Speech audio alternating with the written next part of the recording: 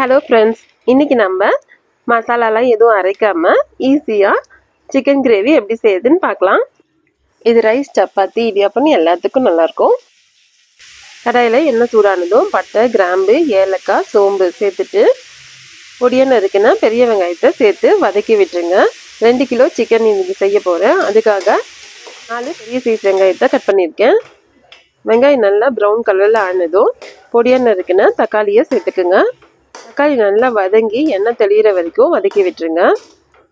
2 kilo சிக்கனை கழுவிட்டு மஞ்சத்தூள், உப்பு போட்டு எடுத்து வச்சுருக்கேன். தக்காளி இந்த மாதிரி நல்லா குழஞ்சி வந்ததும் இஞ்சி பூண்டு பேஸ்ட் சேர்த்துக்குங்க. இஞ்சி பூண்டு பேஸ்ட்டை வெங்காயம் வதங்கின உடனே கூட சேர்த்துக்கலாம். ஆனால் தக்காளி வதங்குற வரைக்கும் அடி பிடிச்சிட்டே இருக்கும். தக்காளி வதங்கி எண்ணெய் தெளிஞ்சோன்னே இஞ்சி பூண்டு பேஸ்ட் சேர்த்துக்குங்க. இஞ்சி பூண்டு பச்சை வாசனை போனதுக்கப்புறமா க்ளீன் பண்ணி வச்சுருந்த சிக்கனை சேர்த்துக்குங்க. சிக்கனுக்கு தேவையான அளவுக்கு மஞ்சத்தூள், உப்பு சேர்த்து நல்லா கிளறி விட்டுருங்க. சிக்கன் எண்ணெயிலேயே வதங்கி கலர் மாறணும், அது வரைக்கும் விட்டுருங்க. தண்ணி சேர்க்காமையே நல்லா கிளறி விடுங்க. அதுலேருந்து வர தண்ணியே சரியாக இருக்கும். 4 ஸ்பூன் குழம்பு மிளகாய்த்தூள் சேர்த்துருக்கேன். காரம் தேவையான அளவுக்கு சேர்த்துக்குங்க. மிளகாய்த்தூள், கொத்தமல்லி தூள், ஜீரகத்தூள், கரம் மசாலா தூள். ஜீரகத்தூள் 1 ஸ்பூன் சேர்த்துருக்கேன்.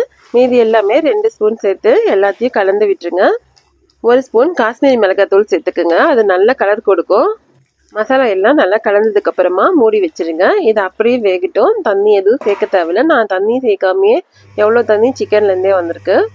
சிக்கனில் தண்ணி இல்லைன்னா 1/2 டம்ளர் தண்ணி சேர்த்துட்டு மூடி வச்சு ஸ்லோலியே வேக வச்சுருங்க. மீடியம் ஃப்ளேமில் வச்சு நல்லா சுண்ட வச்சிங்கன்னா தான் இந்த மாதிரி எண்ணெய் தெளிஞ்சு வரும். சிக்கன் நல்லா வேகிற வரைக்கும் நம்ம மீடியம் ஃப்ளேம்லேயே வச்சு அடிக்கடி கிளறி விட்டுட்டே இருக்கணும். அவ்வளோதாங்க, ஈஸியான சிக்கன் கிரேவி ரெடி ஆகிடுச்சு. இது சப்பாத்தி, இடியாப்பம், ரைஸ் எல்லாத்துக்கும் சூப்பராக இருக்கும். இதில் என்ன செஞ்சுருக்கோன்னா நாட்டுக்கோழி குழம்பு, மட்டன் வறுவல், சிக்கன் தொக்கு. நாட்டுக்கோழி குழம்பு வச்சுட்டு அதில் இந்த சிக்கன் எடுத்து ஃப்ரை பண்ணியிருக்கோம். இதனோட வீடியோ லிங்க்கில் இருக்குது, செக் பண்ணி பாருங்கள். இந்த வீடியோ பிடிச்சிருந்தா மறக்காமல் சப்ஸ்கிரைப் பண்ணுங்கள். தேங்க்யூ.